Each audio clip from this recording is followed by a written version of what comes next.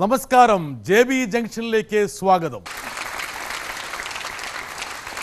ശ്രദ്ധേയമായ ആലാപന രീതി കൊണ്ട് മലയാളികൾക്ക് പ്രിയങ്കരനായ മധു ബാലകൃഷ്ണനായിരുന്നു കഴിഞ്ഞ ദിവസം നമ്മുടെ അതിഥി. തെന്നിന്ത്യയിലെ എല്ലാ ഭാഷകളിലും മധുരമേറിയ ഒരുപാട് ഗാനങ്ങൾ സമ്മാനിച്ച മധുവുമായിട്ടുള്ള സംഭാഷണം ഈ എപ്പിസോഡിലും തുടരുകയാണ്. അപ്പം മധു പാട്ടിയ പാട്ടുകളൊക്കെ പലതും നല്ല പ്രണയഗാനങ്ങളാണ്. സ്വാഭാവികമായിട്ടും സംഗീത സംവിധായകൻ ആ പ്രണയത്തെ അതിലേക്ക് ഇങ്ങ് സന്നിവേശിപ്പിച്ചിട്ടുണ്ടാവും. പക്ഷെ എങ്കിൽ പോലും അതിന് കുറച്ചും കൂടി ഒരു ഭാവദീപ്തം നൽകാൻ വേണ്ടിയിട്ട് വേണമെങ്കിൽ മധുവിനൊരു ആഗ്രഹം ഉണ്ടാകും. തീർച്ചയായിട്ടും. അപ്പോൾ ഒന്നും കൂടി ഒരു ഇംപ്രവൈസേഷൻ അത് എനിക്ക് മാത്രമല്ല ഏതൊരു ഗായകനും അത് അവരുടെ ഒരു ഉത്തരവാദിത്വമാണ് ആ പാട്ട് മനോഹരമാക്കുക. പ്രണയഗാനമാണെങ്കിൽ അത് മാക്സിമം പ്രണയം അതിലേക്ക് കൊണ്ടുവരണം എന്നുള്ളത് ഏതൊരു ഗായകന്റെയും ഒരു ദൗത്യമാണ്. അതിന്റെ സാന്ദ്രത, തീഷ്ണത, തീവ്രതയെല്ലാം തീർച്ചയായും. പക്ഷെ മധുവിന് ഏറ്റവും ഫ്ലെക്സിബിൾ ആയിട്ട് ഈ പറഞ്ഞ ഫ്രെയിമിലേക്ക് നിന്നുകൊണ്ട് പക്ഷേ ഒരുപാട് ഇംപ്രവൈസേഷൻ ചെയ്തൊരു ഗാനം ഏതായിരിക്കും മധുവിൻ്റെ ജീവിതത്തിൽ, മധുവിൻ്റെ ഒരു സിനിമ കരിയറിൽ? അങ്ങനെ ചെയ്തിട്ടുള്ള ഇഷ്ടംപോലെ പാട്ടുകളുണ്ട്. ഇപ്പോൾ തിരുവരങ്ങലിൻ്റെ ഹമ്മിങ്, മറ്റേ ഉടയോണിലെ പാട്ടിൻ്റെ ഹമ്മിങ്, അത് എന്ത് വ്യത്യാസമായിരുന്നു ആ രണ്ടും? ഒരുപക്ഷെ അദ്ദേഹം ഔസേപ്പേട്ടൻ്റെ മ്യൂസിക്കാണ്. നല്ല ഹൈ പിച്ചാണ്, ഭയങ്കര ഹൈ പിച്ചായിട്ടുള്ളൊരു ഹമ്മിങ് ആണത്. അതിൽ എൻ്റേതായിട്ടുള്ള ചില വ്യത്യാസങ്ങൾ ഇംപ്രവൈസ് ചെയ്തിട്ടുണ്ട്. അത് ഔസേപ്പേട്ടൻ നല്ല രീതിയിൽ അംഗീകരിക്കുകയും ചെയ്തു. പിന്നെ കുട്ടൻചേട്ടൻ ചില ഇംപ്രവൈസേഷൻ വളരെയധികം നമ്മളെ അംഗീകരിക്കുന്ന ഒരു വ്യക്തിയാണ്. നമ്മൾ എന്തെങ്കിലും ചെയ്തു കഴിഞ്ഞാൽ നല്ലതാണെങ്കിൽ അത് അക്സെപ്റ്റ് ചെയ്യുന്ന ഒരു വ്യക്തിയാണ്. എന്തായാലും തമിഴിൽ ഒരുപാട് പാട്ടുകൾ വിദ്യാസാഗർ നൽകി. അതുപോലെ ചന്ദ്രമുഖി എന്നുള്ള സിനിമയിലെ ആ പാട്ട് ഒരുപക്ഷെ മധുവിന് ഒരുപാട് പ്രശസ്തി നേടിക്കൊടുത്തൊരു പാട്ട്. തീർച്ചയായിട്ടും ആ പാട്ട് എനിക്ക് തോന്നുന്നു മധുവിനെ ഒരു മുൻനിര ഗായകനായിട്ട് പ്രതിഷ്ഠിച്ചു. ആശാജിയെ പോലുള്ള ഒരാളുടെ കൂടെ പാടാൻ കഴിയുന്ന ഒരു സൗഭാഗ്യം ആ പാട്ട് നമുക്ക്. തീർച്ചയായിട്ടും ആശാജിയുടെ കൂടെ പാടുമ്പോൾ ഒരു പേടിയുണ്ടായിരുന്നു, ഭയം. ആശാജി എന്നെക്കാളും മുമ്പ് പാടിപ്പോയി. പക്ഷെ എങ്കിലും അതിനോട് മാച്ച് ചെയ്യണം. അതെ അല്ലേ, വലിയൊരു ഉത്തരവാദിത്വം. തീർച്ചയായിട്ടും. അത് ഒരു സസ്പെൻസ് പോലെ വെച്ചേക്കായിരുന്നു അവര്. എന്നെ മുരുകൻ വിളിച്ചു, വിദ്യാസാഗർ സാറിന്റെ അവിടെ നിന്ന്. മുരുകൻ വിളിച്ചിട്ട്, അണ്ണാ நீங்க நாளைக்கு கிளம்பி வந்துருங்க, நீங்க ஒரு ஸ்பெஷல் சாங் பாட போறீங்க. அப்போ அது எந்த சாங்? இப்போ பாட போறது வந்து ரஜினி சார் படம். அப்போ ஓ அப்பயும் பயங்கர இதாയി. ஆனால் யாரு கூட பாடியிருக்கான்னு நான் சொல்ல மாட்டேன், அது நீங்களே കണ്ടുപിടിക്കണം. സ്റ്റുഡിയോയിൽ വന്ന് നിങ്ങൾ പാട്ട് പോട്ട് തരേൻ, നിങ്ങളെ കണ്ടുപിടിക്കണം എന്ന് പറഞ്ഞു. അതിന് ഞാൻ അവിടെ സ്റ്റുഡിയോയിൽ ചെന്ന് പാട്ട് പഠിക്കാനായിട്ട് ഇട്ട് വന്നു. അപ്പോൾ വിദ്യാസാഗർ സാർ എന്നോട് ഒരു പഴയ പാട്ടിൻ്റെ ഇത് പറഞ്ഞിട്ട് അതിൽ ദാസേട്ടൻ്റെ വോയിസ് എത്ര സ്വീറ്റ് ആണെന്ന് കണ്ടോ, അതുപോലെ ആ പാട്ടിൻ്റെ ആ ഫ്ലോ അതുപോലെ തന്നെ വരണം ഈ പാട്ടിൽ, നല്ല മധുരമായിരിക്കണം. അതെ എന്ന് പറഞ്ഞു. അത്രയും അടുത്ത് എനിക്ക് പറഞ്ഞു തന്നു. എന്നിട്ട് പാട്ട് പ്ലേ ചെയ്തു. അപ്പോൾ ഫീമെയിൽ വെർഷൻ മാത്രം ഇങ്ങനെ കേട്ടു. ഇങ്ങനെ കേട്ടപ്പോഴത്തേക്കും എനിക്ക് മനസ്സിലായി ജാനകി അമ്മയാണോ എന്ന് തോന്നി. അല്ല, ജാനകി അമ്മയല്ല. പിന്നെ എനിക്ക് മനസ്സിലായി ആശാജിയാണെന്ന്. എനിക്ക് ഭയങ്കര പറഞ്ഞറിയിക്കാൻ പറ്റാത്ത ഒരു സന്തോഷമായിരുന്നു. അങ്ങനെയാണ് ആ പാട്ട്. മധുവിന്റെ ഉത്തരവാദിത്വം വർദ്ധിച്ചു. തീർച്ചയായിട്ടും. കാരണം ഉള്ളിലൊരു പേടിയും തോന്നി. ആശാജിയുടെ പാട്ട് ആശാജി പാടി വെച്ചിരിക്കുന്നു, 2 രജനി സാറാണ്. അതെ. അത് ഒരുപക്ഷെ സിനിമയിൽ അതിൻ്റെ ഒരു ആവിഷ്കാരം വരാൻ പോകുന്നത്. തീർച്ചയായിട്ടും. അപ്പോൾ അങ്ങനെ ഒരു വളരെ ഒരു എന്താ പറയുക, എനിക്ക് സന്തോഷം വന്ന പോലെ തന്നെ ഒരു പേടിയോടുകൂടി ഞാനത് ആ ഒരു അനുഭവം അതായിരുന്നു. പിന്നെ സന്തോഷം, പിന്നെ അത് ഒരു വലിയ നാഴികക്കല്ലായി മാറി. വലിയ നാഴികക്കല്ല. മധു എന്നുള്ള സംഗീത വിദ്യാർത്ഥിക്ക് ഒരുപക്ഷെ കുറച്ചും കൂടി ഇരുത്തം വന്നു എന്ന് സിനിമാ ലോകവും ആസ്വാദ ലോകവും വിധി എഴുതി ആ പാട്ടിന് ശേഷം. கொஞ்ச நேரம் கொஞ்சி பேசக்கூடாதா, அந்த நேரம் அந்தி நேரம் அன்பு தூரல் போடாதா. கொஞ்ச நேரம் கொஞ்சி பேசக்கூடாதா, அந்த நேரம் அந்தி நேரம் அன்பு தூரல் போடாதா. கொஞ்சம் நேரம் எல்லை மீறக்கூடாதா, இந்த நேரம் இன்ப நேரம் இன்னும் கொஞ்சம் நீளாதா. கொஞ்ச நேரம் கொஞ்சி பேசக்கூடாதா, அந்த நேரம் அந்தி நேரம் அன்பு தூரல் போடாதா.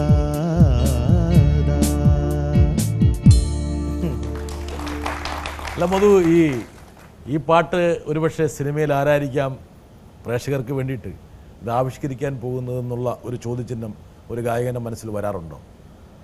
ഒരുപക്ഷെ രജനി സാർ ആണെങ്കിൽ അതിപ്പോൾ റെക്കോർഡിങ്ങിന് പോകുമ്പോൾ ചിലപ്പോൾ ഞാൻ തന്നെ ചോദിക്കാറുണ്ട് ആരാണ് അതിൽ അഭിനയിക്കേണ്ടത്, എൻ്റെ പാട്ടിൽ ആരാണ് അഭിനയിക്കേണ്ടത് എന്ന് ചോദിക്കാറുണ്ട്. അപ്പോൾ ചിലപ്പോൾ ചില യങ് ആയിട്ടുള്ള ആക്ടേഴ്സ് ആണെന്നുണ്ടെങ്കിൽ അതനുസരിച്ച് ശബ്ദം കുറച്ച് മൈൽഡാക്കും. കുറച്ച് ശബ്ദത്തിന് കട്ടിയുള്ള ആക്ടർ ആണെന്നുണ്ടെങ്കിൽ ഇപ്പോൾ ഞാൻ മിക്കപ്പോഴും ബിജു മേനോൻ, ബിജു ചേട്ടന് വേണ്ടി പാടാറുണ്ട്. അപ്പോൾ ആ ഒരു രീതിയിലായിരിക്കും ഞാൻ പാടും. മമ്മൂക്കയ്ക്ക് വേണ്ടി പാടുമ്പോൾ അങ്ങനെയാണ്. അപ്പോൾ കുട്ടനാടൻ കായലിലെ എന്നുള്ള പാട്ട് കാഴ്ചയിലെ അത് മമ്മൂക്കയ്ക്ക് വേണ്ടിയിട്ടാണല്ലോ പാടിയത്. അപ്പോൾ ആ രീതിയിൽ ശബ്ദം ക്രമീകരിക്കും. അതിൽ ആർക്കാണോ പാടുന്നത് ആ വ്യക്തിയെ ഒരുപക്ഷെ ആ വ്യക്തിയുടെ ശബ്ദവിന്യാസം കൂടി മനസ്സിൽ വെച്ചുകൊണ്ടാണ് പാട്ട് റെൻഡർ ചെയ്യുന്നത്. തീർച്ചയായിട്ടും ഞാൻ മിക്കപ്പോഴും ചോദിക്കാറുണ്ട് ആക്ടേഴ്സ് ആരാണ് ചോദിക്കാറുണ്ട്. മധു, ഈ പറഞ്ഞ പോലെ ഈ ശബ്ദം ഒരുപക്ഷെ ഒരു ഗായകൻ്റെ ഏറ്റവും പ്രധാനപ്പെട്ട അസറ്റാണ്. മധുവിന് ഇപ്പോൾ എത്ര കോടി രൂപയുടെ സ്വത്തുണ്ടെന്ന് ഞാൻ ചോദിക്കില്ല. എന്താ കാരണം അതിനേക്കാൾ അങ്ങനെ വലിയ സ്വത്തൊന്നുമില്ല. ആകെ സ്വത്ത് കുടുംബം, മക്കള്. ഇത് കേട്ട് വല്ല ഇൻകം ടാക്സുകാർ വരണ്ടെന്ന് വിചാരിച്ചിട്ട് ഒരു മുൻകൂർ ജാമ്യം എടുക്കുന്നതാണ്. ഇൻകം ടാക്സ് ഒക്കെ കറക്റ്റായിട്ട് അടയ്ക്കുന്നുണ്ട്. ഇൻകം ടാക്സ് അടയ്ക്കാനുള്ള സ്വത്തുണ്ടെന്ന് മനസ്സിലായല്ലോ കാര്യം. പക്ഷേ എന്താ ആരോ പറഞ്ഞ പോലെ പെണ്ണുങ്ങളുടെ വയസ്സും ചോദിക്കാൻ പാടില്ല, ആണുങ്ങളുടെ വരുമാനം ചോദിക്കാൻ പാടില്ല. അതുപോലെ മധുവിൻ്റെ വരുമാനം ചോദിക്കില്ല. എന്താ കാരണം എന്ന് വെച്ചാൽ അതിന് കാരണമുണ്ട്. മധുവിൻ്റെ ഏറ്റവും വലിയ അസറ്റ് സ്വത്ത് എന്ന് പറഞ്ഞാൽ മധുവിൻ്റെ ശബ്ദമാണ്. തീർച്ചയായിട്ടും മധുവിൻ്റെ സിദ്ധിയാണ്. മധുവിൻ്റെ എല്ലാ സ്വത്തുക്കളും ഒരു സ്ഥലത്ത് വെച്ചാൽ പോലും ഇത്രയും ഭാഗം ആ ഭാഗമാണ് ഇൻഷുർ ചെയ്യണം. ആ ഭാഗം മധു ഒരുപാട് ആൾക്കാർ പല രൂപത്തിൽ, എന്താ കാരണത്തിൽ ഈ പരിപാടി കാണുന്ന ഇപ്പം ഈ കുഞ്ഞുങ്ങൾ മാത്രമല്ല, ഒരുപാട് ലക്ഷക്കണക്കിന് പ്രേക്ഷകർ ഒരുപക്ഷെ മധു എന്ന ഗായകൻ്റെ പല വ്യത്യസ്ത ഭാവങ്ങളും ഈ ഒരു അഭിമുഖത്തിലൂടെ മനസ്സിലാക്കുന്നുണ്ടാവും. ഈ ഒരു ഭാഗം പല ആൾക്കാരും പല രീതിയിലാണ് കൈകാര്യം ചെയ്യുന്നത്. തീർച്ചയായിട്ടും അതെ. മധു ഇതിനെ എങ്ങനെയാണ് ശ്രദ്ധിക്കുന്നത്? ഇതിനെ ശ്രദ്ധിക്കാറുണ്ടോ, പരിപാലിക്കാറുണ്ടോ? ഞാൻ എൻ്റെ ഭക്ഷണ കാര്യങ്ങളിലൊന്നും അങ്ങനെ ശ്രദ്ധിക്കാറില്ല. കാരണം കുട്ടിക്കാലം മുതൽ ഞാൻ ശീലിച്ചു വന്നിട്ടുള്ളതാണ്. അത് ആ ഒരു രീതിയോടെ എൻ്റെ ശരീരം എന്താ പറയുക അതിനനുസരിച്ചാണ് പൊരുത്തപ്പെട്ടു. ചൂടുവെള്ളം മാത്രമേ കഴിക്കാവുള്ളൂ? അങ്ങനെയൊന്നുമില്ല. ഞാൻ നല്ല തണുത്ത വെള്ളം കുടിക്കാറുണ്ട്. സസ്യാഹാരം മാത്രം? അങ്ങനെയൊന്നുമില്ല. ഞാൻ ചിക്കൻ, ഫിഷ്, എഗ്ഗ് ഒക്കെ കഴിക്കാറുണ്ട്. പക്ഷേ വെജിറ്റേറിയൻ ആവാൻ ശ്രമിച്ചുകൊണ്ടിരിക്കുന്ന ഒരു വ്യക്തിയാണ്. എന്താണ് അതിൻ്റെ കാരണം? എന്താന്ന് വെച്ചാൽ കുറച്ച് ഇപ്പോഴത്തെ കിട്ടുന്ന മത്സ്യമാംസത്തിന്റെ ഒരു ഗുണമേന്മ അതിൽ വിഷാംശം കലർന്നിട്ടുള്ള സസ്യഭക്ഷണത്തിലല്ലേ ഏറ്റവും കൂടുതൽ ഭക്ഷണം? അതെ, അത് ഏറ്റവും കൂടുതൽ സസ്യത്തിലല്ലേ? അതെ. പക്ഷേ ഇപ്പൊ കിട്ടുന്ന ഫിഷിലും ലെഡ് അങ്ങനെയുള്ള അമോണിയ ഒക്കെ കൂടുതലാണെന്ന് പറഞ്ഞു കേൾക്കുന്നു. അപ്പോൾ അതല്ലാതെ മറ്റ് പാട്ടിനെ ബാധിക്കുമെന്നും ശബ്ദത്തെ ബാധിക്കുന്നു അത് അങ്ങനെയല്ല. ഞാൻ അങ്ങനെ ആ രീതിയിൽ ശബ്ദം സൂക്ഷിക്കാൻ വേണ്ടി അങ്ങനെ അത്ര അധികം ശ്രദ്ധിക്കാറില്ല. എന്ന് വെച്ചാൽ തണുപ്പ് അധികം കൊള്ളാതെ ശ്രദ്ധിക്കും. ഐസ്ക്രീം ഒറ്റ ട്രിപ്പിൽ ഞാനൊരു ഫാമിലി പാക്കൊക്കെ തീർക്കും. അല്ലെങ്കിൽ ഒരു പല ഫ്ലേവർ. ഇപ്പം ഉദാഹരണത്തിന് ബാസ്കിൻ റോബിൻസ് അവിടെ പോയി കഴിഞ്ഞാൽ ആദ്യം ഫ്രീ ആയിട്ട് കുറേ തൊട്ട് തിന്നും അല്ലേ? അതെ. എല്ലാത്തിനും ടേസ്റ്റ് അറിയും. അങ്ങനെ ഇഷ്ടപ്പെടുന്ന ഫ്ലേവേഴ്സ് എല്ലാം ഓരോന്ന് വാങ്ങിക്കും. അത് ഞാൻ മാത്രമല്ല, എൻ്റെ ഫാമിലി മൊത്തത്തിൽ. അപ്പൊ നിങ്ങൾ കടയിലേക്ക് കയറി കഴിഞ്ഞാൽ ബാസ്കറ്റ് റോബിൻസുകാരൻ്റെ ഒരു പേടിയാണ്. അല്ല, അത് കഴിഞ്ഞിട്ട് അവർക്ക് സന്തോഷമാവും. ആദ്യത്തെ ഒരു ബുദ്ധിമുട്ട് മാത്രമേ ഉള്ളൂ. പിന്നെ അപ്പോൾ അതിൽ പല ഫ്ലേവേഴ്സ് ഉണ്ട്, പല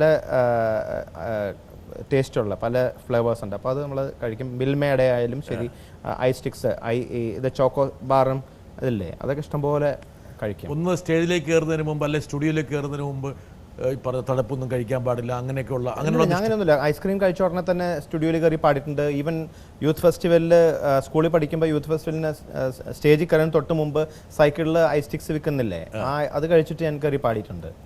ഒരു ഗുരുനാഥന്മാരും ഇങ്ങനെ ഈ പറഞ്ഞ അല്ല, പലരും നമ്മുടെ അടുത്ത് പറയും, ഉപദേശിക്കും അങ്ങനെയൊക്കെ. പക്ഷെ അതുകൊണ്ട് എനിക്ക് പ്രത്യേകിച്ച് ബുദ്ധിമുട്ടൊന്നും തോന്നിയിട്ടില്ല. കാരണം എൻ്റെ ശരീരം അതനുസരിച്ച് പൊരുത്തപ്പെട്ടു. ഈവൻ ഇപ്പോൾ SPB sir, Hariharan sir, even നമ്മുടെ ശ്രീകുട്ടൻ ചേട്ടൻ, ബാലമുരളി സാർ, അവരൊന്നും ഇങ്ങനെ ഒരു റെസ്ട്രിക്ഷൻ ഇല്ലാത്ത ആൾക്കാരാണ്.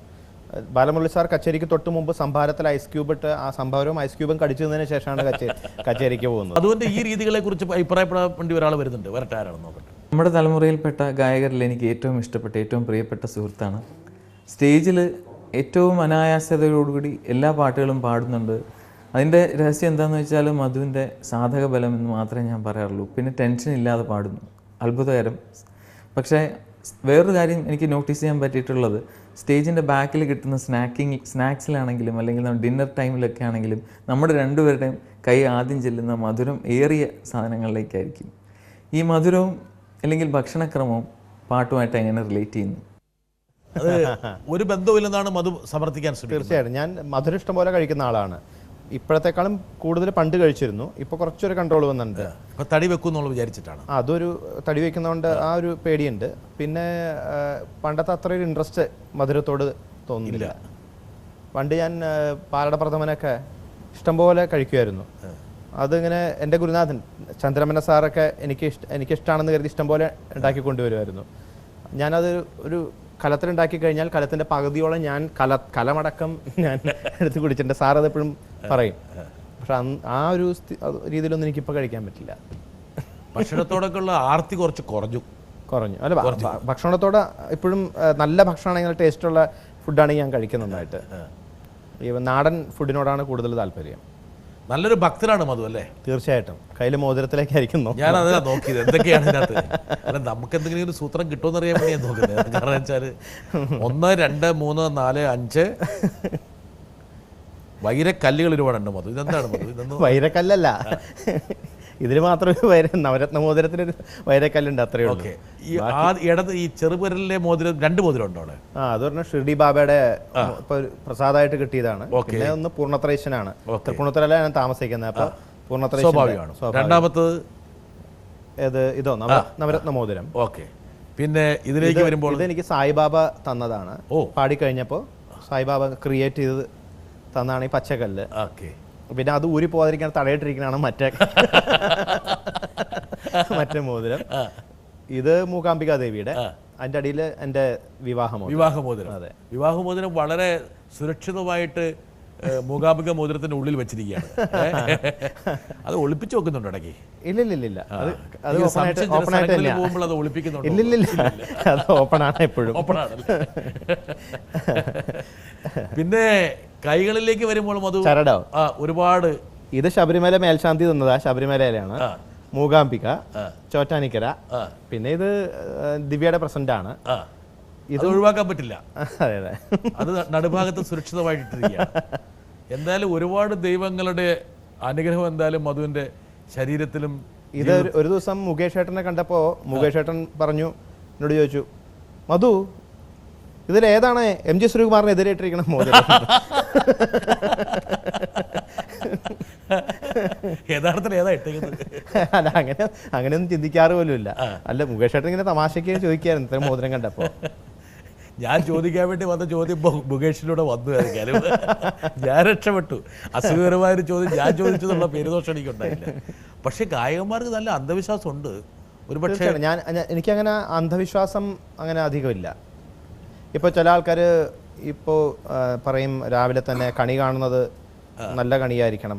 അതൊന്നുമില്ല, അങ്ങനെയൊന്നും ഞാൻ നോക്കാറില്ല. ഒരു സ്ഥലത്തേക്ക് ഇറങ്ങി പോകുമ്പോൾ രാഹുകാലം പോലും ഞാൻ നോക്കാറില്ല. ഇല്ല, ഒരു പൂച്ച ഇങ്ങനെ മറുകണ്ഠം ചാടിയാലോ? അത് പൂജയ്ക്ക് ആ സമയത്ത് പോകാൻ തോന്നിയെന്നേ വിചാരിക്കുള്ളൂ. അത്രേ ഉള്ളൂ, വേറെ പ്രശ്നമൊന്നുമില്ല. ഒരു ഭക്തിയുടെ അപ്പുറത്തേക്ക് വേറെ രീതിയിലേക്ക് ഇല്ലില്ല. കാരണം ഞാൻ എന്നെ പരിപൂർണമായിട്ടും ദൈവത്തിലേക്ക് സമർപ്പിച്ചേക്കാം.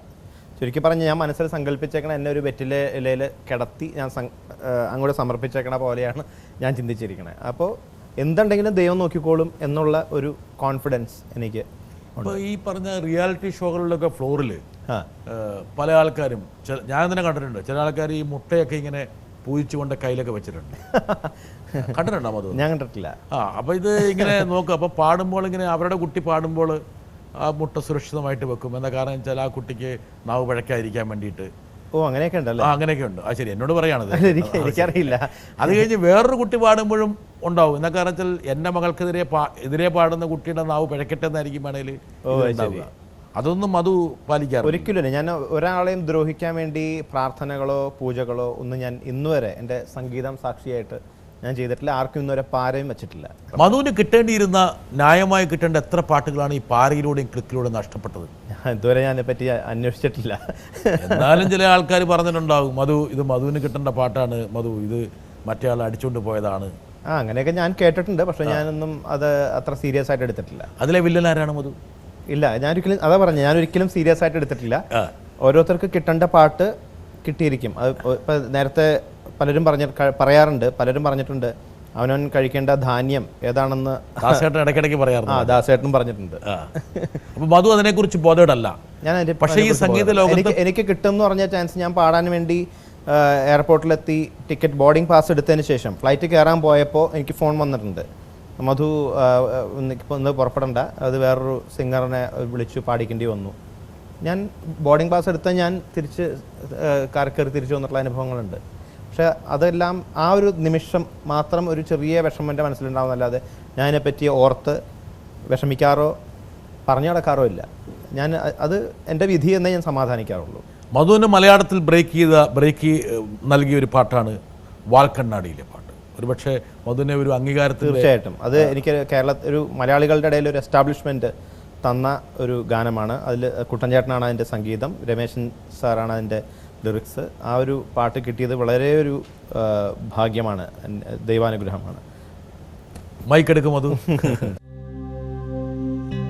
അമ്മേ അമ്മേ കണ്ണീർ തെയ്യം തുള്ളും നെഞ്ചിൽ തീയായി നോവായാടി തളര മീനം പൊള്ളും വേനൽ തോറ്റം കൊള്ളും മണ്ണിൽ മെയ്യായി പൊയ്യായി മാറി ചൊരിയ ചടുല നടനമൊടു ചുടല നടുവിലിടി പടഹമിടയുമാറ് ഉടലും ഉയരുമേരി കനലിലുരുകിയൊരു മധുര രുധിരമാട്. അമ്മേ അമ്മേ അമ്മേ അമ്മേ അമ്മേ കണ്ണീർ തെയ്യം തുള്ളും നെഞ്ചിൽ തീയായി നോവായാടി തളര മീനം പൊള്ളും വേനൽ തോറ്റം കൊള്ളും മണ്ണിൽ മെയ്യായി പൊയ്യായി മാറി ചൊരിയ. മൈക്ക് താഴെ വെക്കരുത്, മൈക്ക് താഴെ വെക്കരുത്. എന്താ കാരണം അറിയോ? ഈ പാട്ടിന് ശേഷം ഒരുപാട് പാട്ടുകൾ മധുവിനെ തേടിയെത്തി, ഒരുപാട് സിനിമകൾ. എനിക്ക് തോന്നുന്നു അമൃതം എന്നുള്ള സിനിമ. അമൃതം, അതെ, കുട്ടൻചേട്ടൻ്റെ സംഗീതത്തിൽ തന്നെ കുറേ പാടിയിട്ടുണ്ട്. മലയാളത്തിൽ എന്നെ കൊണ്ട് ഏറ്റവും കൂടുതൽ പാടിപ്പിച്ചിട്ടുള്ളത് കുട്ടൻചേട്ടനും വിദ്യാസാഗർ സാറും ആണ് മെയിനായിട്ട്. അമൃതം. മുത്തേ നിന്നെ കണ്ടിട്ടിന്നെന്നുള്ളിൽ മെല്ലെ പൂവിട്ടല്ലോ പ്രേമമല്ലിപ്പൂ അല്ലിപ്പൂവേ എന്നും ചൊല്ലിക്കൊണ്ടെന്നിഷ്ടം കൂടാനെത്തും കള്ളനല്ലേ നീ. ഒന്നു കാണാൻ എത്ര നാളായി കാത്തിരുന്നെന്നോ കൂട്ടിനെത്തിയ പൂങ്കിന പെണ്ണെ. ഓ മുത്തേ നിന്നെ കണ്ടിട്ടിന്നെന്നുള്ളിൽ മെല്ലെ പൂവിട്ടല്ലോ പ്രേമമല്ലിപ്പൂ അല്ലിപ്പൂവേ എന്നും ചൊല്ലിക്കൊണ്ടെന്നിഷ്ടം കൂടാനെത്തും കള്ളനല്ലേ നീ. ഒന്നു കാണാൻ എത്ര നാളായി കാത്തിരുന്നെന്നോ കൂട്ടിനെത്തിയ പൂങ്കിന പെണ്ണെ. ഓ മുത്തേ നിന്നെ കണ്ടിട്ടിന്നെന്നുള്ളിൽ മെല്ലെ പൂവിട്ടല്ലോ പ്രേമമല്ലിപ്പൂ അല്ലിപ്പൂവേ എന്നും ചൊല്ലിക്കൊണ്ടെന്നിഷ്ടം കൂടാനെത്തും കള്ളനല്ലേ നീ. മധുവിന് ആ പാട്ടിന് മാത്രമല്ല, മധുവിൻ്റെ ഒരുപക്ഷെ എക്സ്പ്രഷൻസിനും നല്ല ഭാവമുണ്ട്. ഒരുപക്ഷെ ഈ സിനിമയിൽ മധുവും അഭിനയിച്ചാൽ മതിയായിരുന്നു എനിക്ക് തോന്നുന്നുണ്ട്. സിനിമയിൽ അഭിനയിക്കാൻ നേരത്തെ വിളിച്ചതാ പലതവണ. ഒരു ധൈര്യക്കുറവുണ്ട്. കാതൽ കോട്ടയ എന്ന സിനിമയില്ലേ, കാതൽ കോട്ടയി, അതിൽ എന്നെ ആദ്യം വിളിച്ചിരുന്നു. പിന്നെ എൻ്റെ ഗുരുനാഥൻ, ഞാൻ മദ്രാസിൽ പാട്ട് പഠിക്കുന്ന സമയത്ത് എൻ്റെ ഗുരുനാഥൻ TVG സാറ് പറഞ്ഞു, നീ ഞാൻ ആ വഴിക്ക് പോയത് എന്നെ തല്ലിക്കൊല്ലും എന്ന് പറഞ്ഞു.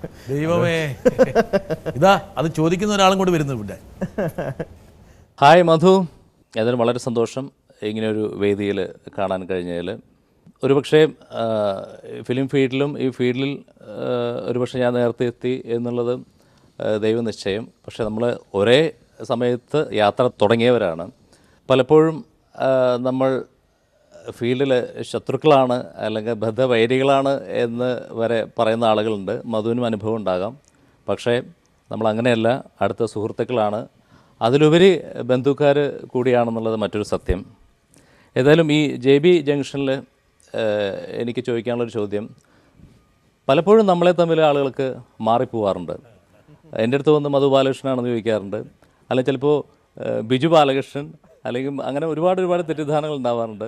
അത്തരത്തിലുള്ള അനുഭവങ്ങൾ മധുവിനും ഉണ്ടാവാറുണ്ടോ എന്നുള്ളതാണ് എൻ്റെ ചോദ്യം. ഒപ്പം ഒരു ചോദ്യം കൂടി, ഏതായാലും മധു ഒരു സിംഗർ എന്ന രീതിയിൽ യു ആർ വെൽ എസ്റ്റാബ്ലിഷ്ഡ്. ഇനി സിനിമാ അഭിനയം എന്നൊരു മോഹം ഉണ്ടോ? അത് ഞാൻ എവിടെയോ നേരത്തെ കേട്ടിട്ടുണ്ട്, അതുകൊണ്ടാണ് ചോദിക്കുന്നത്. അങ്ങനെ ഒരു സിനിമയിൽ മുഖം കാണിക്കുന്ന ഒരു മധു ബാലകൃഷ്ണനെ അടുത്ത് പ്രതീക്ഷിക്കാമോ? അത് നല്ലൊരു ചോദ്യമാണ്. എനിക്കൊന്ന് ഒരുപക്ഷെ ഞാനും പണ്ട് കാലത്ത് നിങ്ങൾ രണ്ടുപേരും മാറിപ്പോവായിരുന്നു. അല്ല, പലരും ചോദിക്കാറുണ്ട്, ഇപ്പൊ ബിജു പറഞ്ഞ പോലെ ബിജു ബാലകൃഷ്ണനാണോ എന്ന് ചോദിക്കും, ചിലർ ചോദിക്കും മധു നാരായണനാണോ, ചിലർ ചോദിക്കും വിധു ബാലകൃഷ്ണനാണോ. അങ്ങനെയൊക്കെ പലരും മാറി മാറി ചോദിക്കാറുണ്ട്. ഈ പറഞ്ഞ പോലെ ബിജു ഇപ്പോൾ പറഞ്ഞതിൽ വളരെ സത്യമുണ്ട്. കാരണം പണ്ട് എപ്പോഴും പറയുമായിരുന്നു എനിക്ക് ഭയങ്കര പാരയാണ് എന്ന് പലരും. അത് ഇപ്പൊ ബിജു പറഞ്ഞ വളരെ കറക്റ്റാണ്, ഞാൻ അങ്ങനെ കേട്ടിട്ടുണ്ട്. പക്ഷെ എനിക്ക് അങ്ങനെ ഞങ്ങൾ ബന്ധുക്കളും കൂടിയാണ്, ഞാനും ബിജുവും ഫാമിലി റിലേറ്റഡ് ആണ്. പക്ഷെ എനിക്ക് അങ്ങനെ ഒരു തോന്നൽ എനിക്ക് തോന്നിയിട്ടില്ല. കാരണം അങ്ങനെ ഇതൊരു അനുഭവം. ബിജു വളരെ ഫ്രണ്ട്ലി ആണ് പണ്ട് മുതലേ. ഞാൻ കോളേജിൽ പഠിക്കുന്ന കാലം മുതലേ എനിക്ക് ബിജുവിനെ അറിയാം. അപ്പോൾ ഞങ്ങളുടെ കോളേജിൽ പ്രോഗ്രാമിന് വന്നിട്ടുണ്ട് ബിജു. അപ്പോൾ അന്ന് മുതലേ എനിക്കറിയാം. അപ്പോൾ അങ്ങനെ യാതൊരു ഒരു ഓപ്പൺ മൈൻഡഡ് ആയിട്ടുള്ള ഒരു വ്യക്തിയാണ് ബിജു എന്നാണ് എനിക്ക് തോന്നിയിട്ടുള്ളത്. ഇപ്പോഴും അങ്ങനെ തന്നെയാണ്. രണ്ടാമത്തെ ചോദ്യം സിനിമയിൽ അഭിനയിക്കാൻ താല്പര്യമുണ്ടോ എന്ന്. തല്ലിക്കൊല്ലൂന്ന് ആരോ പറഞ്ഞുകൊണ്ടാണോ വേണ്ടെന്ന്? അല്ല, അന്ന് എന്താണെന്ന് വെച്ചാൽ എൻ്റെ ഗുരുനാഥന്റെ അടുത്ത് വേറൊരു ഗായകൻ ഇതുപോലെ പഠിക്കാൻ ചെന്നിട്ട് അഭിനയത്തിന്റെ ഫീൽഡിലേക്ക് പോയി. അദ്ദേഹം ഒന്നും അങ്ങനെ ആ ഒരു രീതി സാറിന് ഇഷ്ടപ്പെട്ടില്ല. പാട്ട് പഠിക്കാൻ വന്നിട്ട് അങ്ങനെ പോയത് കൊണ്ട്. അപ്പോൾ ആ ഒരു പേടി കൊണ്ടാണ് സാറിന്റെ അടുത്ത് അങ്ങനെ പറഞ്ഞത്. അതെ. പിന്നെ അതിനുശേഷം പല സിനിമകൾ അഭിനയിക്കാൻ വിളിച്ചു. തെലുങ്കിൽ അഭിനയിക്കാൻ വിളിച്ചിട്ടുണ്ട്, കന്നഡയിൽ നിന്ന് അഭിനയിക്കാൻ വിളിച്ചിട്ടുണ്ട്. പിന്നെ ഡയറക്ടർ പ്രിയനന്ദരൻ, അദ്ദേഹം എന്നെ വിളിച്ചിട്ടുണ്ടായിരുന്നു. ഒരു ഫിലിം കാവ്യമാധവനായിരുന്നു തോന്നുന്നു അതിൽ ഹീറോയിനായിരുന്നു. തെലുങ്കിൽ നിന്ന് വിളിച്ചത് സൗന്ദര്യ, മരിച്ചുപോയ നടി സൗന്ദര്യ ഉണ്ടായിരുന്നു. അവര് നായികയൊക്കെ വെച്ചിട്ടുണ്ട്. പിന്നെ നമ്മുടെ ബുദ്ധനായിട്ടല്ല, ശങ്കരാചാര്യരായിട്ട് അഭിനയിക്കണം എന്ന് പറഞ്ഞു. തന്നെ വിളിച്ചിരുന്നു, മുട്ടയിലടിച്ച് അങ്ങനെ അഭിനയിക്കണം എന്ന് പറഞ്ഞു. പിന്നെ ലാസ്റ്റ് വിളിച്ചത് ഇപ്പൊ വിവേകാനന്ദ സ്വാമിജി ആവാനാണ്. വിവേകാനന്ദ സ്വാമിജിയുടെ എന്തോ ഫേസ് ആയിട്ട് എനിക്ക് സാമ്യമുണ്ടെന്ന് പറഞ്ഞിട്ട് ഒരു ഡയറക്ടർ എന്നെ സമീപിച്ചിരുന്നു. എന്തായാലും ഞാൻ നല്ലൊരു സബ്ജക്റ്റ് വന്നാൽ എന്തായാലും അഭിനയിക്കാം. എനിക്ക് ചെയ്യാൻ പറ്റുന്നതാണെങ്കിൽ. മധുവിന്റെ ശ്രദ്ധേയമായിട്ടുള്ള പാട്ടുകളില് പെരുമഴക്കാലത്തെ പാട്ട് തീർച്ചയായും അത് വളരെയധികം ആളുകളെ ആകർഷിച്ചൊരു പാട്ടാണ്. പ്രത്യേകിച്ച് ലവേഴ്സിന് ഇഷ്ടപ്പെട്ട ഒരു ഗാനമാണ്. എന്റെ ഭാര്യയ്ക്കും വളരെ ഇഷ്ടമാണ്. അപ്പൊ തീർച്ചയായിട്ടും പാടണം. ചെന്താർമിഴി പൂന്തേൻ മൊഴി കണ്ണിനു കണ്ണാ എൻ കൺമണി ചെന്താർമിഴി പൂന്തേൻ മൊഴി കണ്ണിനു കണ്ണാ എൻ കൺമണി കണ്ണൂഞ്ചലാടും മങ്കൈമണി നീ മാർഗഴി തിങ്കളിൻ മടുമലർമടിത്തട്ടിലെ പൊന്മാനോ പാൽക്കനവോ ചെന്താർമിഴി പൂന്തേൻ മൊഴി കണ്ണിനു കണ്ണാ എൻ കൺമണി.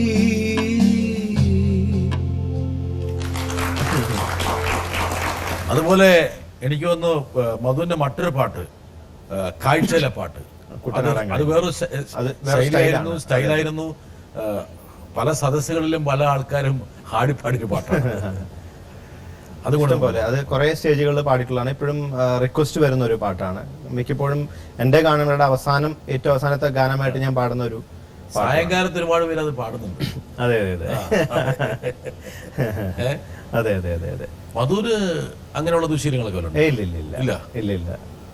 ഇപ്പൊ ഈ പത്രങ്ങളിലൊക്കെ ഈ പറഞ്ഞ പോലെ ന്യൂ ജനറേഷൻ കലാകാരന്മാരൊക്കെ പല രൂപത്തിലും അതിന്റെയൊക്കെ ടേസ്റ്റ് അറിഞ്ഞിട്ടുണ്ട്. എന്ന് വെച്ചാൽ ടേസ്റ്റ് അറിഞ്ഞിട്ടുണ്ടെന്നല്ല, ഞാൻ കഴിച്ചിട്ടുണ്ട് നേരത്തെ. എന്റെ വല്യമ്മയുടെ മകൻ, എന്റെ ചേട്ടൻ മിലിറ്ററിയിലാണ്. അപ്പൊ അദ്ദേഹം വരുമ്പോ പണ്ട് ബോട്ടിൽ കൊണ്ടുവരും. ബോട്ടിൽ കൊണ്ടുവരും. അങ്ങനെ ഞാൻ കൂടെ ഇരുന്ന് കഴിച്ചിട്ടൊക്കെ ഉണ്ട്. പക്ഷെ ഒരിക്കലും ഒരു ശീലമാക്കിയിട്ടില്ല. കഴിച്ച് ഫിറ്റ് ആയിട്ടുണ്ടോ? കഴിച്ച് ഫിറ്റായി നോക്കിയിട്ടുണ്ട് ഒരു തവണ. എന്നിട്ട് വാള് വെച്ചോ? വാള് വെച്ചിട്ടില്ല. ഇല്ല, അത്രയും പോയില്ല. അതെ അതെ അതെ. സംഗീതത്തിലെ ഈ മദ്യം ദോഷം ചെയ്യുമല്ലേ? മദ്യം ദോഷം തന്നെയാണ്, എന്തായാലും ദോഷം തന്നെയാണ്. അത് ആർക്കായാലും, സംഗീതത്തിന് മാത്രമല്ല. കുപ്പി വരാറില്ലേ ഇപ്പൊ? ഇല്ല, ഇപ്പോ ആ ചേട്ടൻ ഇപ്പോ ഇതിൽ നിന്നൊക്കെ റിട്ടയർ ചെയ്ത് ഗൾഫിലാണ് ജോലി. പക്ഷെ പുള്ളിക്ക് ഇവിടെ മറ്റേ കാന്റീൻ സർവീസ് ഉണ്ടാവും കേട്ടോ, ശ്രദ്ധിക്കണം. ഇല്ലല്ല, അത് അന്ന് ഒരു അറിയാൻ വേണ്ടിയിട്ടും കൂടെ കമ്പനിക്ക് വേണ്ടി ചെറുപ്പത്തിലെ കൗതുകങ്ങളിൽ തീർച്ചയായിട്ടും രുചി അറിഞ്ഞു വെച്ചിട്ടുണ്ട്. തീർച്ചയായിട്ടും ഞാൻ സിഗരറ്റിന്റെ ഇതെന്താണെന്ന് ഞാൻ അറിഞ്ഞിട്ടുണ്ട്. അത് എന്റെ അച്ഛൻ സിഗരറ്റ് വലിക്കുമായിരുന്നു. അപ്പോൾ ഞാൻ അച്ഛന്റെ സിഗരറ്റിന്റെ ബാക്കി എടുത്തൊരു ദിവസം വലിച്ചു നോക്കിയിട്ടുണ്ട്. അത് എല്ലാം ഇത്രയും ടേസ്റ്റ് അറിഞ്ഞിട്ടുണ്ട്. പക്ഷെ ഈ കാഴ്ചയിൽ ഈ പാട്ട് പാടുമ്പോൾ ഒരുപക്ഷെ ആ പാട്ടിനൊരു ഇത് കിട്ടാൻ വേണ്ടിയിട്ട് ആ ടേസ്റ്റ് അറിഞ്ഞത് നന്നായിരുന്നു അല്ലേ? അല്ലേ? തീർച്ചയായിട്ടും പാടാം. അതിനൊരു മൂടൊക്കെ എങ്ങനെയാണ് അതിന് മനസ്സിലായി. ശരി, തീർച്ചയായും. കുട്ടനാടൻ കായലിലെ കെട്ടുവള്ളം തുഴയുമ്പോ പാട്ടൊന്നു പാടടി കാക്കക്കറുമ്പി. അന്തിക്കൂടം കമഴ്ത്തി ഞാൻ ഇളങ്കള്ളു കുടിക്കുമ്പോ പഴങ്കഥ പറയടി പുള്ളിക്കുയിലേ. പുള്ളിക്കുയിലേ, പുഞ്ചക്കിനി വെള്ളം തേവണം. കള്ളിക്കുയിലേ, തഞ്ചത്തില് മീനും പിടിക്കണം. വേമ്പനാട്ടുകായൽ തിരകൾ വിളിക്കുന്നു തകതിമിതി മൃദൈ. അമ്പിളി ചുണ്ടൻ വള്ളം തുടിക്കുന്നു തകതിമിതി മൃദൈ. കുട്ടനാടൻ കായലിലെ കെട്ടുവള്ളം തുഴയുമ്പോ പാട്ടൊന്നു പാടടി കാക്കക്കറുമ്പി. അന്തിക്കൂടം കമഴ്ത്തി ഞാൻ ഇളങ്കള്ളു കുടിക്കുമ്പോ പഴങ്കഥ പറയടി പുള്ളിക്കുയിലേ. എനിക്ക് തോന്നുന്നു ഒരു കാലഘട്ടത്തിൽ എല്ലാ സ്റ്റേജ് ഷോസിലും മധുവിന്റെ അടുത്ത് നിന്ന് പ്രേക്ഷകർ ആവശ്യപ്പെട്ടുള്ളത്. തീർച്ചയായിട്ടും ഇഷ്ടംപോലെ സ്റ്റേജുകളിൽ ഞാൻ എന്റെ ഗാനമേളകളിൽ മിക്കപ്പോഴും ലാസ്റ്റ് സോങ് ആയിട്ട് കലാശക്കൊട്ടൻ ഈ പാട്ടാണ് പാടാറ് മിക്കപ്പോഴും. റോക്ക് ആൻഡ് റോൾ ഒരു പക്ഷേ ആൾക്കാർ ശ്രദ്ധിച്ചൊരു പാട്ടാണ് റോക്ക് ആൻഡ് റോൾ. അതെ അതെ അതെ. അത് ആരുടെ? അതും ഒരു വെറൈറ്റി സോങ് ആണ്. അത് ആ പാട്ട് തുടങ്ങുന്നത് തന്നെ ഹൈ പിച്ചിലാണ്. അത് താഴത്തേക്ക് വരുന്ന പ്രശ്നമേ ഇല്ല. ആ പാട്ട് അതൊരു ലെവലിൽ അങ്ങനെ നിന്നിട്ട് പിന്നെ മുകളിലേക്കേ ഉള്ളൂ. ആ പാട്ടും എനിക്ക് തോന്നുന്നു മധുവിന്റെ ആലാപന ശൈലി കൊണ്ട് ശ്രദ്ധിക്കപ്പെട്ടൊരു പാട്ടാണ്. തീർച്ചയായിട്ടും. അതുകൊണ്ട് നമുക്കൊന്ന് ട്രൈ ചെയ്യാം. തീർച്ചയായിട്ടും. രാവേറെയായി പൂവേ പൊൻചെമ്പനീ പൂവേ, ഒരു യാത്രിക നീ വഴി പോകെ നനൊത്തൊരു കാൽ പെരുമാറ്റം കേട്ടുണരു. ഇരുൾ വീണ മനസ്സിലൊരിത്തിരീരൻ പൂവിരൽ തൊട്ടൊഴിയൂ.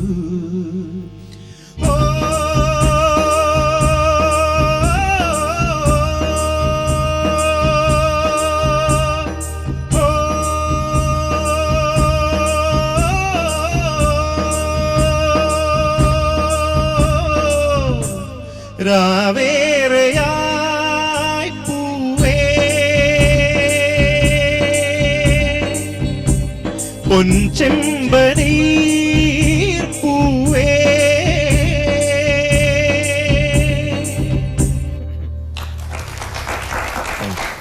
ആ പിച്ച് തന്നെയാണ് ആ പാട്ടിന്റെ പ്രത്യേകത.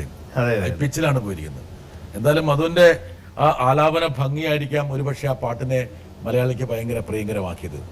എന്തായാലും ഇത് വളരെ എനിക്ക് മലയാളത്തിൽ കിട്ടിയ ഒരു നല്ലൊരു ഗാനമാണ്. പ്രത്യേകിച്ച് കുട്ടൻചേട്ടൻ്റെ ചെന്താർമിഴി, അമൃതത്തിലെ മുത്തേ നിന്നെ, അമ്മേ അമ്മേ, അതുപോലെ തന്നെ പ്രധാനപ്പെട്ട വളരെ എനിക്ക് കുറച്ചും കൂടി എൻ്റെ പേര് എസ്റ്റാബ്ലിഷ് ചെയ്ത ഒരു ഗാനമാണ് ഈ മറ്റൊരു പാട്ട്. മധു എന്റെ മനസ്സിലേക്ക് വരുന്ന നമ്മുടെ വിനോദയാത്രയിലെ പാട്ട് അല്ലേ? മന്ദാരപ്പൂമൂളി. രാജസാറിന്റെ മ്യൂസിക്കില്. രാജസാറും മലയാളത്തിൽ നല്ല പാട്ടുകൾ എനിക്ക് തന്നിട്ടുണ്ട്. രസതന്ത്രത്തിലെ പൊന്നാമണി പാടം തേടി, ഈ മന്ദാരപ്പൂമൂളി, പിന്നെ ഇതില് നമ്മുടെ സൂര്യനിലെ 2 പാട്ട്. പക്ഷെ സിനിമ അധികം അങ്ങനെ വിജയിച്ചില്ല. അത് കൂടാതെ ഇതില് പുതിയ തീരങ്ങൾ അതിലും പാടിയിട്ടുണ്ട്.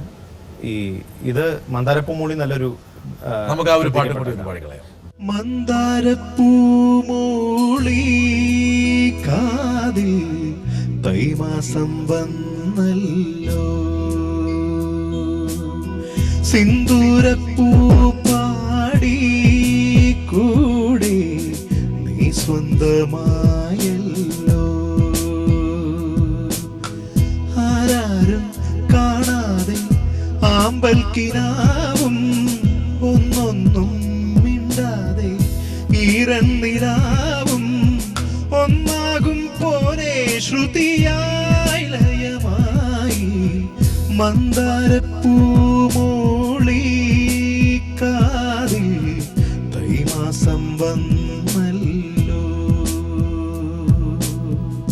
തമിഴിലും മലയാളത്തിലും ഒരുപാട് നല്ല ഗാനങ്ങൾ, പക്ഷെ അതോടൊപ്പം തന്നെ തെന്നിന്ത്യയിലെ മറ്റു ഭാഷയിലും മധു ശ്രദ്ധിക്കപ്പെട്ടു. തീർച്ചയായും. പ്രത്യേകിച്ച് തെലുങ്കിലും കന്നഡയിലൊക്കെ ഈ ഭാഷ പ്രശ്നങ്ങൾ ഉണ്ടാവാറുണ്ട് അവിടെയൊക്കെ പാടും. എനിക്ക് തമിഴ് കുട്ടിക്കാലം മുതൽ അച്ഛൻ തമിഴ് നന്നായിട്ട് അറിയാവുന്നതുകൊണ്ട് കുട്ടിക്കാലം മുതൽ തമിഴ് നല്ല പരിചയം ഉണ്ടായിരുന്നു.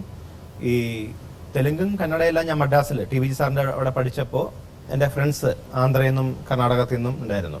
അങ്ങനെ അത് കേട്ടുള്ള പരിചയം കുറച്ചൊക്കെ അറിയാനും ചില വാക്കുകളുടെയൊക്കെ അർത്ഥം എനിക്ക് അറിയുകയും ചെയ്യായിരുന്നു. അപ്പം ആ ഒരു കേട്ട് പരിചയം കൊണ്ട് എനിക്കിത് എന്നെ വളരെ ഹെൽപ്പ് ചെയ്തു. ഈ തെലുഗിലൊക്കെ പ്രത്യേകിച്ച് ആ തെലുഗു സിനിമയിലൊക്കെ എക്സ്പ്രഷൻസ് ഭയങ്കരമാണ്. പക്ഷേ അതൊക്കെ പാടുമ്പോൾ രാജപ്പാട്ട് വേഷമൊക്കെ ആണെങ്കിൽ പിന്നെ നമ്മൾ ഇവിടെ കൊടുക്കണേക്കാളും കുറച്ചും കൂടി കൂടുതൽ എന്താ പറയാ ഇന്റൻസിറ്റി അവിടെ കൊടുക്കണം, കൂടുതലാവണം. ഇത് തമ്മിലുള്ള വ്യത്യാസം അതാണോ? അതായത് അത് കുറച്ചും കൂടി തീഷ്ണമാണ്. അതെ അതെ അതെ അതെ ഓവറായിട്ട് കുറച്ചും കൂടി ഓവറായിട്ടുള്ള ഫീലിങ്സ് കൊടുക്കണം. ഈ മലയാളത്തിൽ പാടുന്ന ആ ഒരു കംഫർട്ട് മറ്റു ഭാഷയിൽ കിട്ടുന്നുണ്ടോ?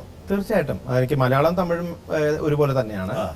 പിന്നെ തെലുങ്കും കന്നഡയും ആണ് കുറച്ച് ഇതിനെ അപേക്ഷിച്ച് നോക്കുമ്പോൾ കുറച്ച് ഒരു ഇതിനൊക്കെ അർത്ഥം മനസ്സിലാക്കിയിട്ടാണോ? കുറെയൊക്കെ അർത്ഥം മനസ്സിലാക്കിയിട്ടാണ്. അല്ലാതെ അർത്ഥമില്ലാതെ വെറുതെ അവര് ഇല്ല അങ്ങനെ ഞാൻ പാടാറില്ല. അവര് അത് തന്നെ സിറ്റുവേഷൻ പറഞ്ഞു തരും, പിന്നെ കുറെയൊക്കെ അർത്ഥം പറഞ്ഞു തരും. അങ്ങനെയാണ് പാടിപ്പിക്കാറുള്ളത്. ഇപ്പൊ മകൻ മഹാദേവൻ നല്ല ഹിന്ദി വിദഗ്ധനാണ്. ഒരുപക്ഷെ മഹാദേവനിൽ നിന്ന് കുറച്ച് ഹിന്ദി പഠിച്ചിട്ട് വേണമെങ്കിൽ മധുവിന് വേണമെങ്കിൽ ബോളിവുഡിലേക്ക് അതിനുള്ള ചാൻസസ് നേരത്തെ വന്നിട്ടുണ്ട്. ഒരു ചാൻസ് മിസ്സായി, നല്ലൊരു ചാൻസ്. അതെ അതെ അതെ അതെ എന്തായിരുന്നു അത്? മറ്റേ അനു മാലിക് സാറ് എന്നെ കൊണ്ട് പാടിപ്പിക്കാനായിട്ട് ഒരിക്കൽ ചെല്ലാൻ പറഞ്ഞു. അദ്ദേഹം മദ്രാസിൽ വന്നിരുന്ന സമയത്ത് അദ്ദേഹം ഓർക്കസ്ട്ര മിക്കപ്പോഴും മദ്രാസിൽ ചെയ്യാറുണ്ടായിരുന്നു. മറ്റേ ജയപാൽ എന്ന് പറഞ്ഞ കീബോർഡ് പ്ലെയർ ഉണ്ട്. അദ്ദേഹമാണ് അദ്ദേഹത്തിന്റെ അനു മാലിക് സാറിന്റെ പാട്ടുകൾ പ്രോഗ്രാം ചെയ്തു കൊടുത്തിരുന്നത്.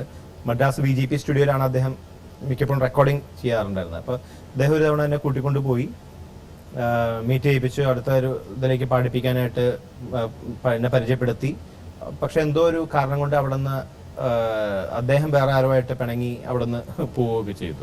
അങ്ങനെ ആ ചാൻസ് അങ്ങ് മിസ്സായി. പിന്നെ ബോധവൽക്കരണ സിനിമകൾ പാടിയിട്ടുണ്ട്. കന്നഡയിൽ നിന്ന് ഹിന്ദിയിലേക്ക് ഡബ് ചെയ്തിട്ടുള്ള അതിലൊക്കെ ഞാൻ പാടിയിട്ടുണ്ട്. പിന്നെ ഇപ്പോ ശ്രീ ഇപ്പോ ബോളിവുഡില് അഭിനയിക്കുകയാണ്. അതെ, അതാണ്. അപ്പോ അതില് മിക്കവാറും പാട്ടുണ്ടാവും എന്ന് പറയുന്നുണ്ട്.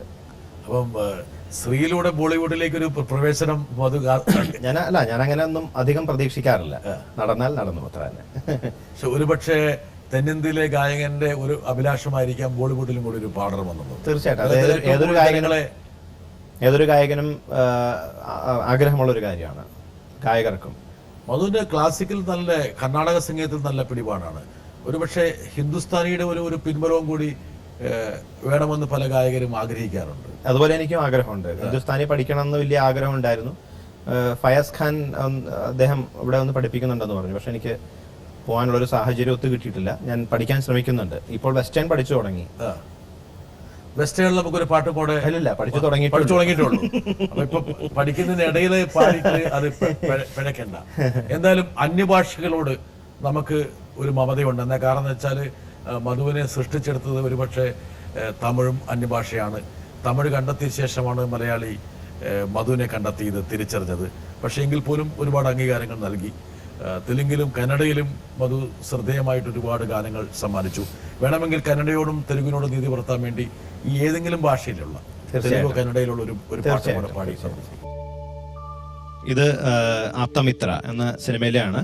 മണിച്ചിത്രത്താഴിന്റെ കന്നഡ വേർഷനാണ്. അതെ, അതായത് നമ്മുടെ ചന്ദ്രമുഖി ഇറങ്ങുന്നതിന് മുമ്പ് ആപ്തമിത്ര കന്നഡയാണ് ഇറങ്ങിയത്. അതേ ഡയറക്ടർ തന്നെയാണ്, P. വാസു സാർ തന്നെയാണ് കന്നഡയുടെയും തമിഴിന്റെയും സംവിധായകൻ. ഇതിന് മ്യൂസിക് ചെയ്തിട്ടുള്ളത് ഗുരു കിരൺ എന്ന് പറഞ്ഞ മ്യൂസിക് ഡയറക്ടറാണ്.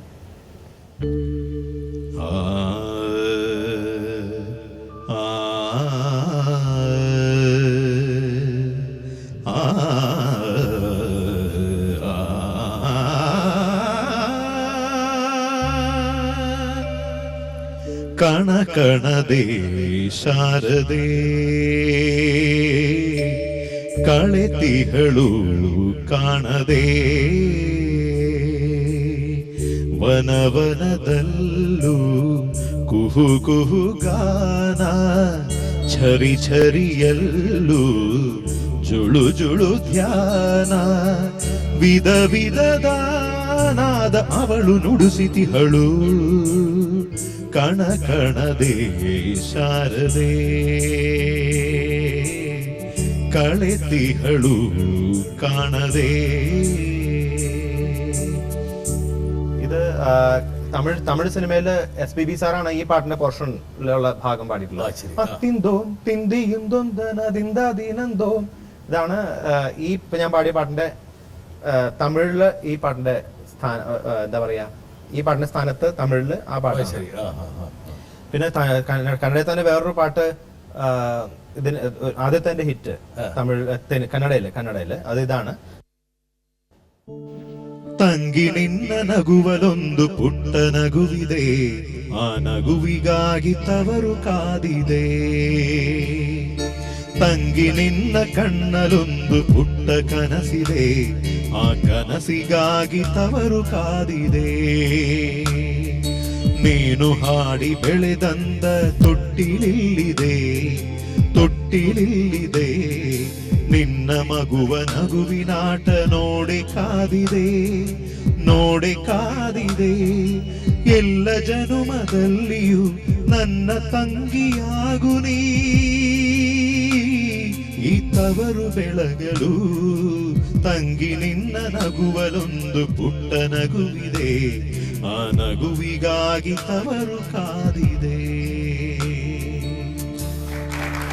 അത് ഒരു ഗായകന് പ്രത്യേകിച്ച് ഈ സിനിമ ഗാനാലാപന രംഗത്ത് അപ്സ് ആൻഡ് ഡൗൺസ് ഭയങ്കരമാണ്. കാരണം വെച്ചാൽ ഒരുപക്ഷെ നമ്മൾ ചിന്തിക്കാത്ത രീതിയിൽ നമ്മളെ ഉയർത്തിക്കൊണ്ടുപോകും. 2002 ശേഷം മധുവിൻ്റെ ഒരു ഗ്രാഫ് കുത്തനെ ഉയർന്നു.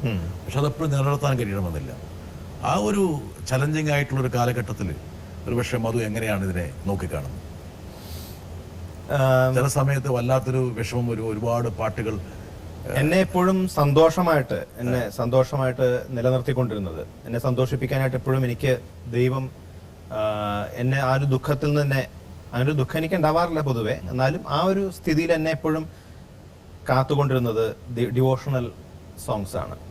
അതെപ്പോഴും ബാക്കപ്പ് ആയിട്ടുണ്ട്. അതെപ്പോഴും ഒരു ബാക്കപ്പ് ആയിട്ടുണ്ട്. കാരണം എന്റെ സാമ്പത്തികമായിട്ടുള്ള എൻ്റെ ഒരു പിൻബലം, എനിക്ക് എന്റെ സാമ്പത്തികത്തിന്റെ ആ ഒരു ഇത് സ്റ്റഡി ആയിട്ട് കൊണ്ടുപോകുന്നു. ആ ഫ്ലോ നിലനിർത്തുന്നുണ്ട്. ഡിവോഷണൽ സോങ്സ് ആണ്. ഇപ്പൊ സിനിമയിലെ പാട്ടുകൾ കുറഞ്ഞാലും എന്നെ ഇത് ബാലൻസ് ചെയ്തുകൊണ്ട് പോകുന്നത് കൊണ്ട് ഞാൻ ആ ഒരു വിഷമം ഞാൻ അധികം അറിയുന്നില്ല. പക്ഷേ പുതിയ പുതിയ ഗായകർ ഈ പറഞ്ഞ സിനിമാ രംഗത്തേക്ക് കടന്നു വരുന്നു, ഒരുപക്ഷെ ഒറ്റ ഗാനം കൊണ്ട് പ്രശസ്തരാകുന്നു. ചെറിയൊരു വിഷമമൊക്കെ ഉണ്ടാവില്ലേ മധുവിനെ പോലെയുള്ള? അങ്ങനെ എനിക്കൊരു വിഷമം ഇതുവരെ തോന്നിയിട്ടില്ല. കാരണം മധുവിന് അർഹിക്കപ്പെട്ടതെല്ലാം മധുവിനെ കിട്ടിയിട്ടുണ്ട്. എനിക്ക് ദൈവം തരുന്നതുകൊണ്ട് ഞാൻ തൃപ്തിപ്പെട്ടു പോകുന്ന ആളാണ്. I am happy. ദൈവം തരുന്നതുകൊണ്ട് ഞാൻ തൃപ്തിപ്പെട്ടു പോവുകയാണ്. എന്റെ ഒരു രീതി അതാണ്. പൂർണ്ണ സംതൃപ്തനാണ്. അതൊരു സംഗീത സംവിധാനം എന്നുള്ളത് ഒരു പക്ഷേ ഒരു പാട്ട് എങ്ങനെയായിരിക്കണമെന്ന് കൂടി തീരുമാനിക്കാനുള്ള ഒരു സ്വാതന്ത്ര്യം നൽകുന്നതാണ്. ഒരു സംഗീത സംവിധായകന്റെ കയ്യിലാണ് ഒരു പാട്ട്. അതെ. ആ ഒരു മേഖലയിലേക്ക് എനിക്ക് തോന്നുന്നു മധു സംഗീത സംവിധാന രംഗത്തേക്ക് ഇറങ്ങാനാണോ? അത് ഞാൻ ഇപ്പൊ തൽക്കാലം ഞാൻ ആ ഭാഗത്തേക്കില്ല. കാരണം ഇപ്പോ ആ രീതിയിലേക്ക് ഇറങ്ങിക്കഴിഞ്ഞാൽ ഇപ്പോൾ ഉള്ളതും കൂടി ഇല്ലാണ്ടാവാൻ ഒരു ചാൻസ് ഉണ്ട്. പാടാനുള്ള ഒരു എന്താ പറയാ ഓപ്പർച്യൂണിറ്റീസ്. എന്താണ് മധുവിന്റെ ഒരു ഡ്രീം എന്ന് പറയാവുന്നത്? എൻ്റെ ഒരു ഡ്രീം എന്ന് പറയുന്നത് എനിക്ക് ഇനിയും ഹിന്ദുസ്ഥാനി സംഗീതം പഠിക്കണം, വെസ്റ്റേണില് പ്രാവീണ്യം നേടണം. ഇതെല്ലാം കൂടി വേദിയിൽ അവതരിപ്പിക്കാനുള്ള ഒരു എനിക്ക് എന്താ പറയാ പ്രാപ്തി കിട്ടണം, ഒരു പ്രാപ്തനാക്കണം എന്നെ. അതിനുവേണ്ടിയുള്ള ഒരു ശ്രമമാണ്. എൻ്റെതായിട്ടുള്ള ഒരു ബാൻഡ് തുടങ്ങണമെന്ന് ആഗ്രഹമുണ്ട്. വെസ്റ്റേൺ സോങ് സ്റ്റൈൽ അവതരിപ്പിക്കണം എന്ന് ആഗ്രഹമുണ്ട്. ഈ പറഞ്ഞ ഈ ബാൻഡൊക്കെ തുടങ്ങി കഴിയുമ്പോൾ ഒരുപക്ഷെ മധുവിന്റെ ബോഡി ലാംഗ്വേജിലേക്ക് ഒരുപാട് മാറ്റങ്ങൾ വരുത്തേണ്ടി വരും. അതിനുവേണ്ടി അതും ശ്രമം നടന്നുകൊണ്ടിരിക്കുക. ഈ ശ്രീശാന്തിന്റെ അടുത്ത് നിന്ന് 1-2 ചുവടുകളൊക്കെ പഠിക്കേണ്ടി വരും. പഠിച്ചു തുടങ്ങിയോ? അല്ല, അത്യാവശ്യം ഞാൻ പുറമേ നിന്ന് ഡാൻസ് ചെയ്യാറില്ലെങ്കിലും വീടിന്റെ ഉള്ളിൽ ഞാൻ ഡാൻസ് ചെയ്യാറുണ്ട്. അത് ശരി. അപ്പൊ ആള് മോശക്കാരനല്ല, എല്ലാ വിദ്യ ഉണ്ടെന്നുള്ള കാര്യം മൂപ്പർ പറഞ്ഞിരുന്നല്ലോ. മധു, ഒരുപാട് സന്തോഷം. എന്താ കാരണം എന്ന് വെച്ചാല് 2 മണിക്കൂർ നമ്മളിങ്ങനെ സംസാരിച്ചു എന്നുള്ളത് ഒരുപക്ഷെ വാച്ച് നോക്കുമ്പോൾ മാത്രമാണ് മനസ്സിലാകുന്നത്. മധുവിന്റെ ജീവിതത്തിലൂടെയാണ് നമ്മൾ. അത് പ്രത്യേകിച്ചും ജോണേട്ടൻ ചോദിക്കുന്ന രീതിയുടെയും കൂടി പ്രത്യേകതയാണ്. ഞാനും അറിഞ്ഞില്ല സമയത്രയും പോയത്. ഇനിയും നമ്മൾ ഇതുപോലെ മധുവിന്റെ സ്വപ്നങ്ങളൊക്കെ സാക്ഷാത്കരിച്ച ശേഷം ഇനിയും JB ജംഗ്ഷനിൽ വീണ്ടും നമ്മൾ കണ്ടുമുട്ടും. അതുവരെ ഇത്രയും നേരം ഞങ്ങളോടൊപ്പം ചെലവഴിച്ചതിന് വളരെയധികം നന്ദി. ഒരുപാട് കാലങ്ങൾ ദൂരം ഇനിയും മധു മുന്നോട്ട് പോകട്ടെ. ഒരുപാട് നല്ല ഗാനങ്ങൾ. താങ്ക് യു ജോണേട്ടൻ. Thank you so much. Thank you so much.